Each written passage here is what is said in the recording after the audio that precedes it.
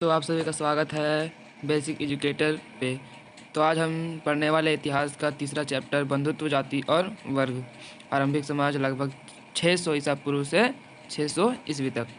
तो हम आज कवर करेंगे इतिहास के तीसरे चैप्टर का एमसीक्यू क्वेश्चंस, जो कि एग्ज़ाम में काफ़ी महत्वपूर्ण है। तो आइए हम इसे पढ़ते हैं। संस्कृत ग्रंथों में कुल शब्द का प्रयोग किसके लिए की गई है? संस्कृत ग्रंथों में कुल शब्द का प्रयोग किसके लिए की गई? तो ऑप्शन नंबर ए, परिवार के लिए कुल शब्द का प्रयोग किया गया है। महाभारत की रचना किसने की थी? तो महाभारत की रचना किसने की थी? Option number B, Ved Vyas, यानी कि महर्षि वेद व्यास। और अब चलते हैं तीसरा क्वेश्चन। महाभारत का युद्ध कुरुक्षेत्र में कितने दिनों तक चला? महाभारत का युद्ध कुरुक्षेत्र में कितने दिनों तक चला था? तो ऑप्शन नंबर डी, 18 दिनों तक महाभारत का युद्ध चला था। चौथा प्रश्न, महाभारत कालीन समाज का स्वरूप कैसा था? तो ऑप्शन नंबर ए, पितृ सत्तात्मक। किस तरह था? पितृ सत्तात्मक। ऑप्शन, अब चलते हैं पांचवा नंबर क्वेश्चन। मनुस्मृति में कितने प्रकार के विवाह का उल्लेख किया गया है? मनुस्मृति में कितने प्रकार के विवाह का उल्लेख किया गया है? तो ऑप्शन नंबर ए, कितने प्रकार के? 8 प्रकार के विवाह का उल्लेख किया गया है। और छठा प्रश्न, दुर्योधन की माँ कौन थी? ऑप्शन नंबर ए, दुर्योधन की माँ गांधारी थी। Option number A. सातवां प्रश्न, मानव के संपूर्ण जीवन को कितने भागों में बांटा गया? मानव के संपूर्ण जीवन को कितने भागों में बांटा गया? तो ऑप्शन नंबर बी, कितने भागों में बांटा गया? तो 4 भागों में।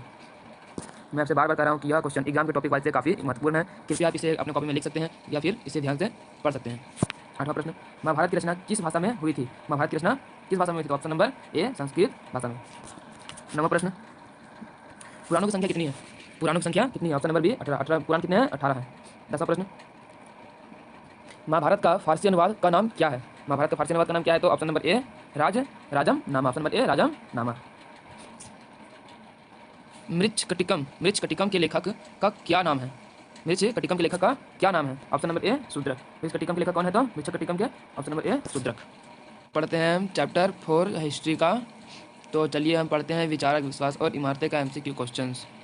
इसके साथ पहला क्वेश्चन, सांची मध्य प्रदेश के किस जिले में स्थित है? सांची एक स्तूप है, वह मध्य प्रदेश के किस जिले में स्थित है? तो ऑप्शन नंबर बी, रायसेन में। कि कहाँ स्थित है? तो ऑप्शन नंबर बी, रायसेन में। महात्मा बुद्ध का जन्म कहाँ हुआ था? महात्मा बुद्ध का जन्म कहाँ हुआ था? ऑप्शन नंबर ए, लुम्बिनी में। महात्मा बुद्ध के बचपन का नाम क्या था? तो सिद्धार्थ। क्या नाम था? सिद्धार्थ। तीसरा क्वेश्चन, महात्मा बुद्ध को ज्ञान की प्राप्ति कहाँ से हुई थी? महात्मा बुद्ध को ज्ञान की प्राप्ति कहाँ से हुई थी? बोधगया से, जो कि बिहार में स्थित है।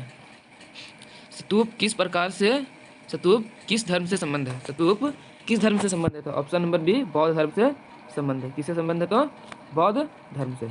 Option number B. पांचवा प्रश्न, महावीर स्वामी का जन्म कहाँ हुआ था? महावीर स्वामी का जन्म कहाँ हुआ था? ऑप्शन नंबर सी, कुंडलग्राम, वैशाली में। मैं ऐसा करता हूँ कि आपको यह क्वेश्चन समझ में आ रहा होगा। अगर आपको वीडियो अच्छी लगे तो लाइक, शेयर एंड सब्सक्राइब जरूर करें, और हाँ, कमेंट करना ना भूलें। छठा प्रश्न, श्वेतांबर और दिगंबर का संबंध किस धर्म से है? श्वेतांबर और दिगंबर का संबंध किस धर्म से है? ऑप्शन नंबर डी, कहाँ से, किससे है? तो जैन धर्म से। Option number D. इसके साथ मैं कुछ और नॉलेज में आपको देना चाहूँगा कि जैन धर्म के 24वें तीर्थकर महावीर स्वामी थे। सातवां प्रश्न, जैन धर्म के, देखिए जैसा मैंने आपको अभी पीछे बताया था कि जैन धर्म के 24वें तीर्थकर कौन है? तो महावीर स्वामी। महात्मा बुद्ध ने अपने प्रथम उपदेश कहाँ दिया था? महात्मा बुद्ध ने अपना प्रथम उपदेश कहाँ दिया था? तो ऑप्शन नंबर डी, सारनाथ में। कहाँ दिया था? तो सारनाथ में। नौवां प्रश्न, महात्मा बुद्ध के बचपन का नाम क्या था? मैंने पहले ही बताया था, ऑप्शन नंबर बी, सिद्धार्थ। क्या नाम था? सिद्धार्थ। Option number B. 10वां प्रश्न, वीरशैव यानी कि लिंगायत आंदोलन के जनक कौन है? वीरशैव लिंगायत आंदोलन के जनक कौन है? तो ऑप्शन नंबर सी, वासवन्ना। क्या कौन है? तो वासवन्ना। महावीर स्वामी के बचपन का नाम क्या था? महावीर स्वामी के बचपन का नाम क्या था? Option number B, Vardhaman. यह एक जगह का भी नाम है जो शायद कलकत्ता की तरफ पड़ता है, वर्धमान, इसी के नाम का था। महावीर स्वामी ने पार्श्वनाथ का सिद्धांतों में कौन सा नया सिद्धांत जोड़ा? ऑप्शन नंबर डी, कौन सा सिद्धांत जोड़ा? तो ब्रह्मचर्य, यानी कि ब्रह्मचर्य मतलब क्या होता है? जो कभी शादी ना करे, हमेशा ब्रह्मचर्य रहे।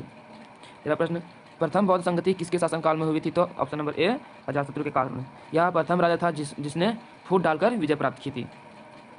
14वां प्रश्न, निम्नलिखित में से गौतम बुद्ध का शिष्य कौन थे?